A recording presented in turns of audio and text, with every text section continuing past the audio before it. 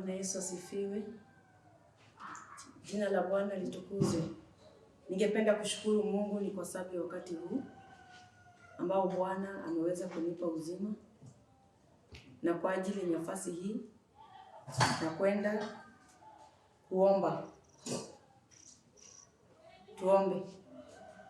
Baba, katika jina la Yesu, ninakushukuru ni kwa ajili ya neno lako mchana wa jioni ya leo. Asante Bwana ni kwa sababu utakuwa pamoja nasi. Jina lako libarikiwe, litukuzwe. Tunapoenda kufundisha neno hili, Roho wako Mtakatifu kaweze kutuongoza, ni kwa nguvu na mamlaka, ni katika jina la Yesu naomba na kushukuru. Amen. Bwana Yesu asifiwe. Ningependa kushukuru Mungu kwa ajili ya wakati huu. Naenda kufundisha neno la Mungu, urejesho wa mali na afya. Na naenda kusoma kitabu ambacho ni cha Ayubu. Ayubu 1 kuanzia mstari wa 6 hadi 12. Praise the Lord. I'm Violet Magegwa. I am going to teach from the book of Job, chapter number 1, verses number 6 through 12. And I am going to teach about a God that is able to reward or bring back your health and finances, or your health, your wealth.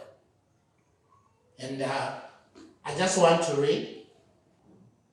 Ilikuwa siku moja ambayo hao wana wa Mungu walikwenda kujidhihirisha mbele za Bwana. Shetani naye akaenda kati yao. Bwana akamuuliza Shetani, umetoka wapi wewe? Ndipo Shetani akamjibu Bwana na kusema, natoka katika kuzunguka duniani na katika kutembea huku na humo. Kisha Bwana akamuuliza Shetani, je, umemwangalia huyu mtumishi wangu Ayubu? Kwa kuwa hapana mmoja aliye kama yeye duniani, mtu mkamilifu na mwelekevu, mwenye kumcha Mungu na kuepukana na uovu. Ndipo Shetani akamjibu Bwana na kusema, je, huyu Ayubu hamchi Bwana bure? Wewe hukumzingira kwa ukingo pande zote, pamoja na nyumba yake na vitu vyote alivyo navyo. Kazi za mikono yake umezibarikia, nayo mali yake imeongezeka katika nchi. Lakini nyosha mkono wako sasa, ukayaguze hayo yote aliyo nayo, naye atakufukuru mbele za uso wako. Bwana akamwambia Shetani, tazama, yote aliyo nayo yamo katika uwezo wako, lakini usinyoshe mkono wako juu yake yeye mwenyewe. Basi Shetani akatoka mbele za uso wa Bwana. Amen. Amen. Bwana Yesu asifiwe. Ayubu alikuwa mtu aliyompenda Mungu na akawa mwaminifu na mkamilifu na mnyenyekevu mbele za Mungu. Job was a man that loved God. He was such a humble man before the face of the earth, and he loved God. Ndio maana Shetani wana wa Mungu walipokuja duniani kutembea, Shetani naye alikuja nao. So when he was walking up and down in the midst of the children of God, the devil was in the midst. Naye alipoenda, Mungu naye akamwambia Shetani, akamuuliza, je, ulipoenda umeona mtu mkamilifu na mwaminifu? And the Bible say when they were walking up and down, he asked whether he had noticed Job.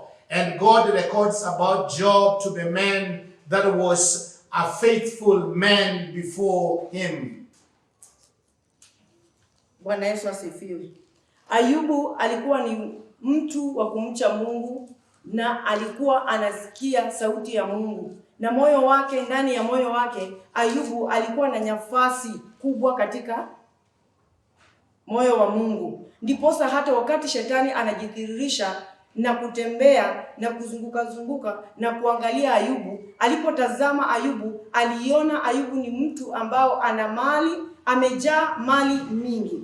Akaona ana familia nzuri kutoka kwa Bwana. Akaona ana afya nzuri. Now, when we have just read the scripture, it tells us the time the children of God gathered in the presence before the Lord, and Satan was among them. The Bible says Satan had noticed how the man of God Job was, that he was such a blessed man. He was having a blessed family. He had a blessed everything within him. God had blessed. And when God asked about the question, he gave an answer. The reason why he doesn't go against the will of God, and the reason why he feared the Lord of heaven and earth, because God had blessed him. Kwa hivyo Ayubu katika moyo wake na katika nafasi yake alijua mali hii inatokana na Mungu na familia inatokana na Mungu. Ndiposa yeye hakukuwa hata na wasiwasi, na ndiposa shetani naye akatambua ya kwamba kupitia kwa Ayubu anataka ajaribu ili aone shetani amkane na ni Mungu amkane. Ayubu amkane Mungu. Lakini shetani naye akajaribu mbinu na njia zote ili Ayubu amkatae, ili aonyeshe Mungu ya kwamba Ayubu hakupenda tu Mungu, lakini ni kwa sababu ya mali.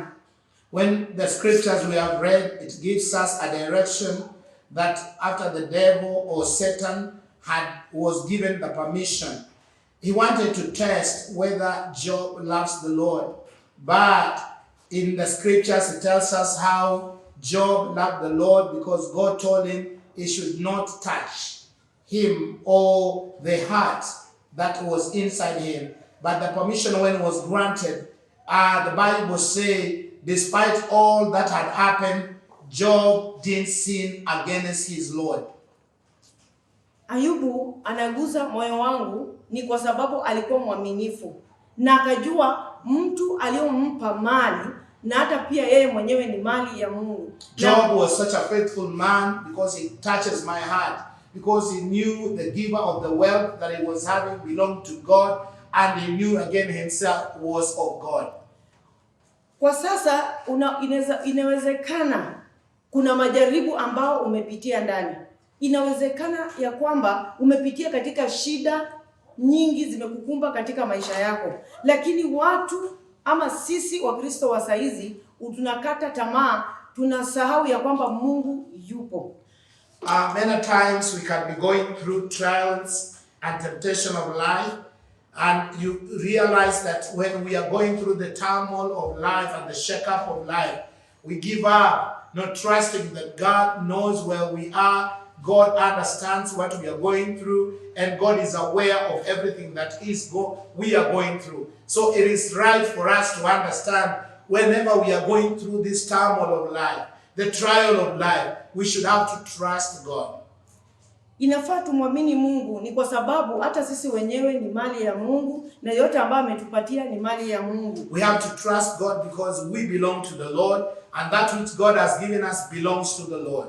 Ayubu alijaribiwa mpaka mwili kuwa na vinonda, lakini hata mpaka ikafikia wakati ambapo mke wake alimwambia amkane Mungu. Job was tried until his own body was having balls all over. Even the wife that he married, I beg your pardon, denied, told Job to deny God, but still Job stood on his ground. Ayubu alikataa kwa sababu alijua mtu wa kwanza katika moyo wake ni Mungu. Job refused because he knew the first person in his heart was God. Hallelujah. Hallelujah. Jina la Bwana litukuzwe. Praise be the name of the Lord. Ayubu anaguza moyo wangu ni kwa sababu tumepitia katika majaribu mengi, lakini tunanungunika, tunalalamika, lakini Ayubu hakulalamika. Many times the scriptures that some we have not read and some we have read, Job passed through great turmoil. He passed through a lot of trial, but he didn't complain, neither did he forsake God. He trusted God even at the end of him. He still knew his Redeemer was living. Marafiki marafiki wakamuacha, lakini bado Ayubu alimtumainia Mungu. His friends had to forsake him, but still he trusted in God. Inanipatia moyo kujua ya kwamba hata majaribu ya kuja katika namna gani, sitawacha Mungu wangu. This is a good lesson we can learn from Job, that despite of all the trials we can go through, all the temptation, we should not forsake God, because the trials we go through should not separate us from our Lord. Simama na Mungu ni kwa sababu yeye ni mwaminifu na vyote tunavyovihitaji ni vya Mungu. Let's stand with God because everything that we need belongs to God. Ayubu alikuwa rafiki wa Mungu na moyo wake akampa Mungu. Job was a friend of God, and whatever they needed, he gave unto God. Na Mungu alijua Ayubu ni mwaminifu. And God trusted him because he knew he was such a faithful servant. Hata kama shetani alikuja alimpatia nafasi, lakini alijua hakika Ayubu hatamkana yeye. Deep down in his heart that Satan tried Job, but at the end of it all, he did not go against God, he did not deny God. He stood to the promises of God. Bwana Yesu asifiwe. Praise the Lord. Hallelujah. Hallelujah.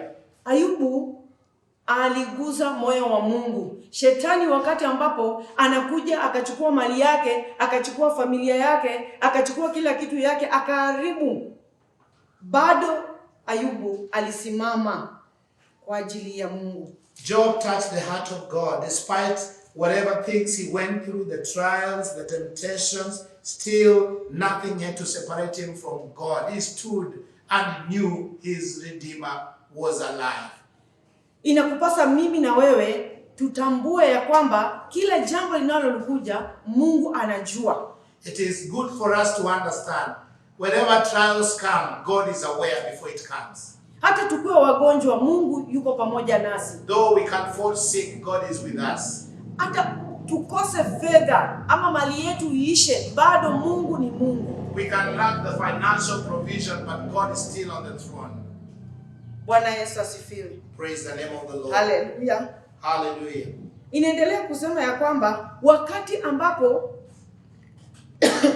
wakati ambapo shetani ameenda na akafanya mambo yote, inamaanisha ya kwamba shetani alikuwa anakaa angojee, kwa sababu alitambua katika watu wote na akatambua katika watu wote alipokuwa wanatembea, alitambua ya kwamba Ayubu ni moyo wa Mungu. Kwa hivyo alipokuwa anaomba ruhusa, aliomba ili amalize Ayubu. Job had the heart of God, or the enemy knew that Job really loved God. So when he was asking permission, he wanted to see whether Job was going to disappoint God. But Job didn't disappoint God. He stood, and everything, even if he passed through all the trials, still he didn't disappoint God. Hallelujah. Hallelujah. Kwa wakati huu ama nafasi kama ya leo, watumishi wa Mungu, nikiwa mmoja wapo, majaribu yanapokuja, tuna complain, tunalalamika, tunasema ni kwa nini, mbona haya yamefanyika, hayakufanya sawa, hayakifanyikana hivi, lakini tunakosa kuelewa ya kwamba Mkristo aliyeokoka ni lazima ampende Mungu na muamini Mungu. Times like this, when we go through trials and temptations, many times we complain, we murmur, but it is a high time we have to understand. Times as this should make us move closer to God. Hallelujah. Jina la Bwana lipewe sifa. Hallelujah. Tunaenda kusoma Ayubu 42 mstari wa 10 hadi 13. Kisha Bwana akaugeuza uteka wa Ayubu hapo alipowaombea marafiki zake. Bwana naye akampa Ayubu mara 2 kuliko hayo aliyokuwa nayo kwanza. Ndipo akamwendea nduguze wote, waume kwa wake, nao wote waliojuana naye hapo zamani wakala chakula pamoja naye katika nyumba yake. Nao wakamlilia na kumtuza moyo katika habari za huo uovu wote Bwana aliouleta juu yake. Kila mtu akampa kipande cha fedha na pete ya dhahabu kila mmoja. Basi hivyo Bwana akambarikia huo mwisho wa Ayubu zaidi ya mwanzo wake. Naye alikuwa na kondoo 14,000 na ngamia 6,000 na jozi za ng'ombe 1,000 na punda wake 1,000. Tena alikuwa na wana waume 7 na binti 3. Amen. Amen. Bwana Yesu asifiwe. Haleluya. Ninazungumzia Ayubu, urejesho wa afya na mali. This scripture is talking about God is bringing back that which the enemy had stolen. Kwa hivyo wewe, sijui ni kitu gani ambacho shetani amekunyang'anya, kwa mali ambao shetani amekunyang'anya, huyu Mungu atarejesha. I want to let you understand, I may not know what that the enemy has taken away from you, but I want to announce to you that which the enemy had already taken away, God is going to restore back. Kama amechukua afya, Bwana atarejesha afya. If the enemy had taken your health, I want to decree that the Lord is restoring back your health. Kama Ayubu Bwana alimrejeshea afya na Bwana akamrejeshea mali, na wewe pia leo Bwana anaweza akakurejeshea zila vitu ambavyo shetani alivyovichukua.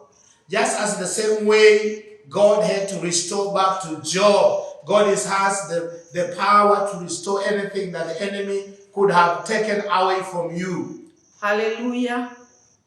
Ayubu kwa sababu alijua yeye ni mwana wa Mungu na akatambua ya kwamba hata mvua inyeshe, jua iwake, moto ukuje, alikuwa tayari kwa vyovyote na Mungu. Ndiposa leo mali ya Ayubu ikarejeshwa na afya yake ikarejeshwa. The relationship that Job had with God was so strong that nothing could separate him from the love and the relationship that was between him and with God. That's the reason unto why God had to restore everything that which the enemy had already taken from him. Kila ambacho kinasababisha ili tusirejeshewe mali yetu ama tusirejeshewe vile shetani ambavyo amenyang'anya ni uhusiano wetu na Mungu. Uhusiano wako na Mungu ukoje? We have some things that can make so that the Lord can never restore back that which the enemy has taken. And the reason why is the relationship. How is your relationship with God? If your relationship is not right with God, it is very hard for him to restore back that which the enemy has taken away. Kama afya yako ilikuwa ni mbaya na umecomplain na ukalalamikia Mungu, ukamuuliza maswali, ni vigumu sana hiyo afya kurejeshewa.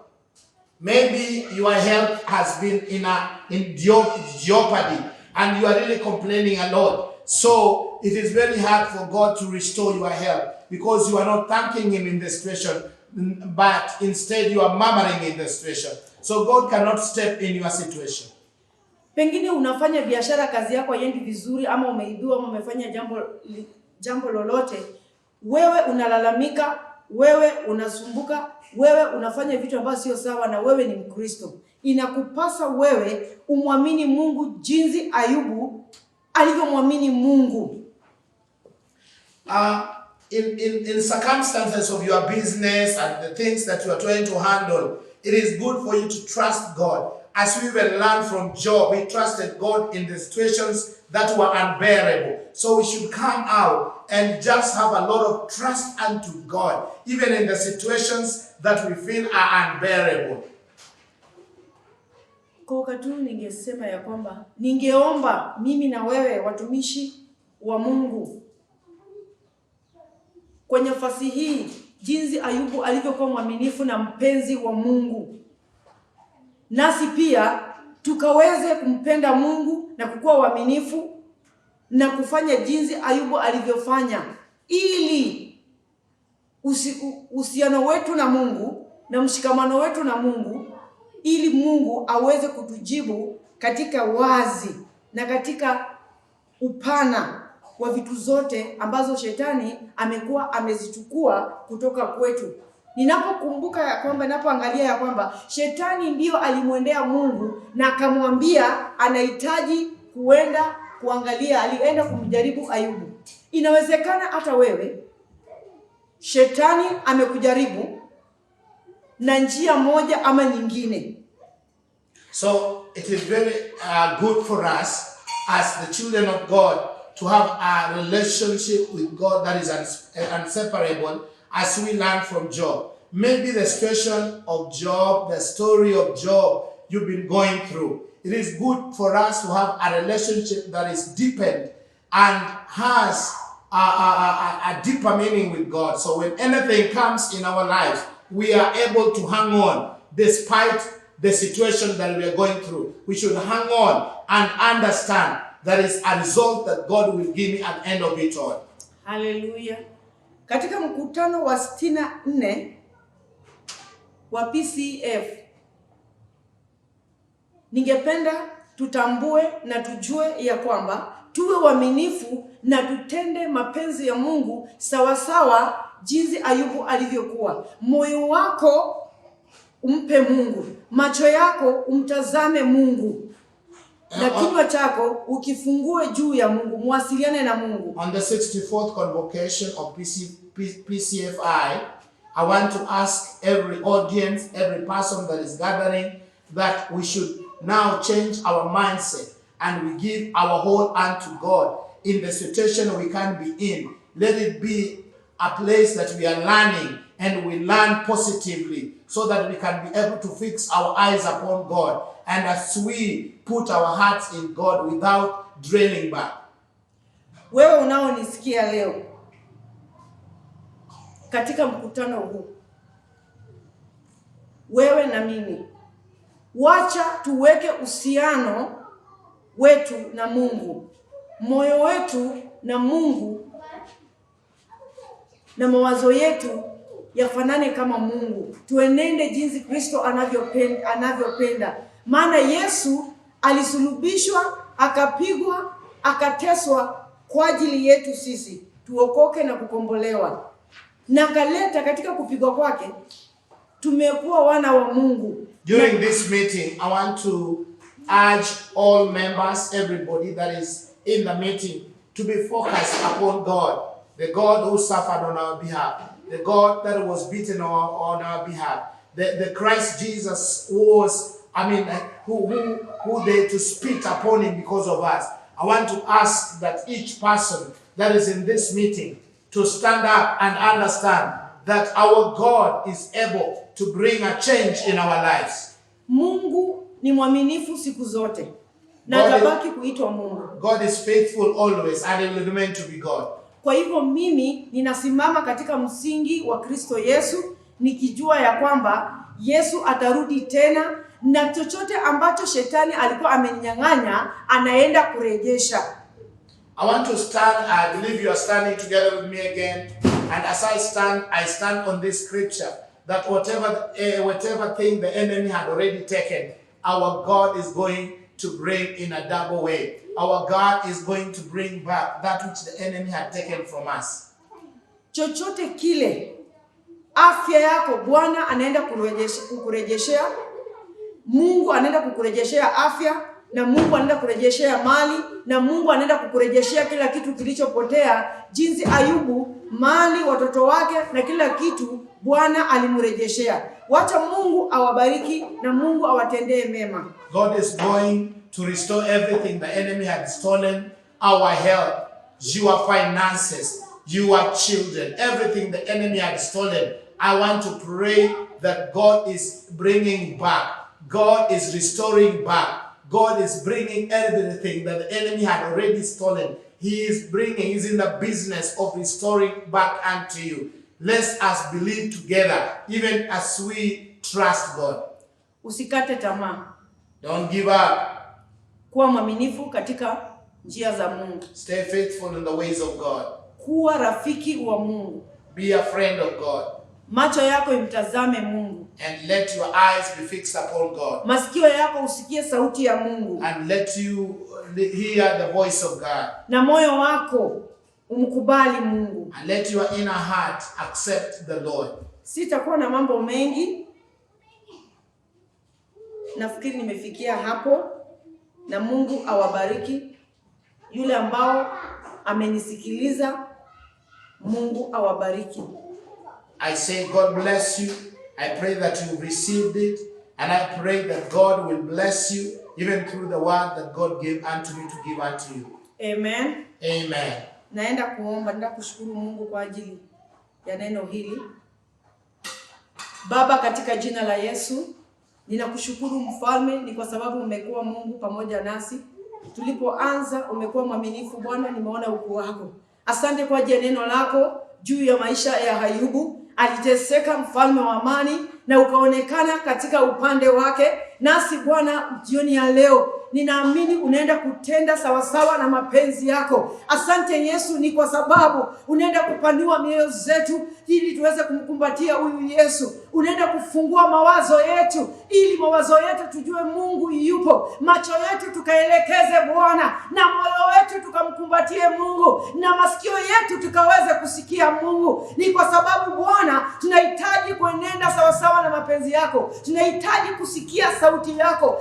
Guza mtu mahali halipo katika jina la Yesu. Maana wewe ni Mungu wa amani, wewe ni Mungu wa upendo, wewe ni Mungu wa urejesho, wewe ni Mungu wa kurejesha afya na mali na vyote vilivyopotea. Mungu unarejesha. Ubarikiwe na uhimidiwe, ni katika jina la Yesu naomba na hata kushukuru. Amen. In Jesus name. Amen. Mungu awabariki.